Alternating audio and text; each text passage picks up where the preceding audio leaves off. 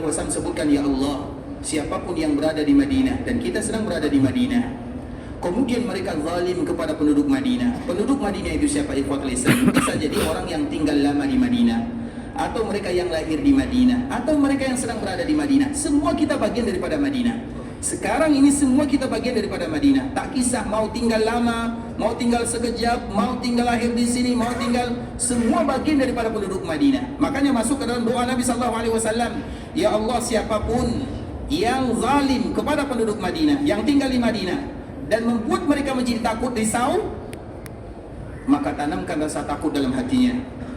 Kalau seorang muslim sudah ditanamkan rasa takut dalam hatinya, maka ia tak akan pernah lagi menjadi orang yang bertakwa. Karena di antara sifat takwa itu tak takut dan tak sedih. Kalau Allah tanamkan, maknanya karena dia yang buat dia tidak bertakwa. Kemudian yang kedua, ikhwatul Islam, apa ancamannya? Ya Allah, siapapun yang membuat penduduk Madinah merasa takut, terzalimi, maka untuknya laknat dari Allah, malaikat dan semua manusia. Kemudian yang ketiga, la yaqbalullahu minhu sarfan wala adla. Allah tidak akan terima amal ibadahnya. Maknanya ikhwan Islam, itu ancaman keras dari Nabi SAW. Nabi yang berdoa, Allahumma, ya Allah. Nabi yang berdoa kepada Allah Azza wa Jal. Artinya Allah Subhanahu wa Ta'ala berikan kelebihan kepada orang-orang yang ada di Madinah. Semuanya. Bisa jadi yang tadi kita sebutkan, penduduknya yang lahir di sana atau yang tinggal di dalamnya. Karena tidak ada satupun yang ingin berada di kota Madinah kecuali alasannya satu saja. Siapapun dia, dari manapun asalnya, alasan kita berada di Madinah satu, iman.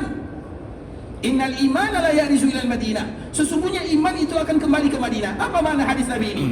Maknanya siapapun yang datang ke kota Madinah, dari manapun dia berasal, dari timur, dari barat, utara, selatan, semuanya, maka yang membuat mereka terpicu, termotivasi datang ke Madinah, iman yang ada di jiwanya.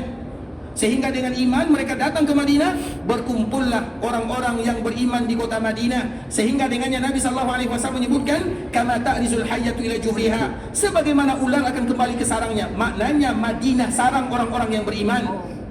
Artinya ikhwan Islam, ketika kita zalim, yang kita zalimi itu bisa jadi membuat hidup kita habis setelahnya. Mereka angkat kedua tangannya, ya Allah, fulan zalim saya. Zalim itu bisa jadi dengan ucapan, dengan lisan, dengan kata-kata, dengan tulisan, masuk semuanya.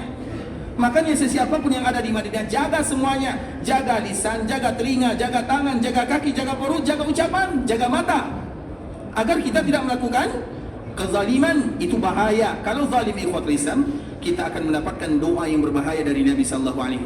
Maknanya Allah memberikan pujian, Allah jaga. Kenapa demikian? Tentu kita menyebutkan alasannya. Kenapa demikian ikhwatul Islam?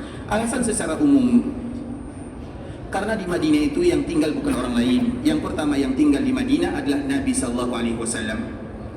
Yang pertama kali berada di Madinah adalah baginda Nabi SAW.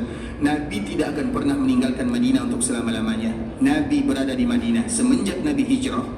Nabi berikrar janji setia kepada penduduk Madinah, dan itu diucapkan oleh Nabi SAW ketika Fathu Makkah.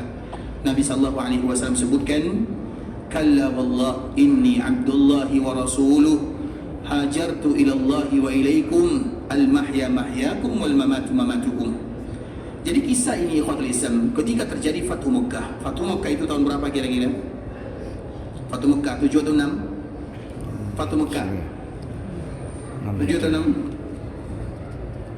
Tahun ke Fathu Makkah, inna fatahna laka fatham mubina, terjadi pada tahun ke 7 atau 6? 8. Taib terjadi pada tahun ke 8.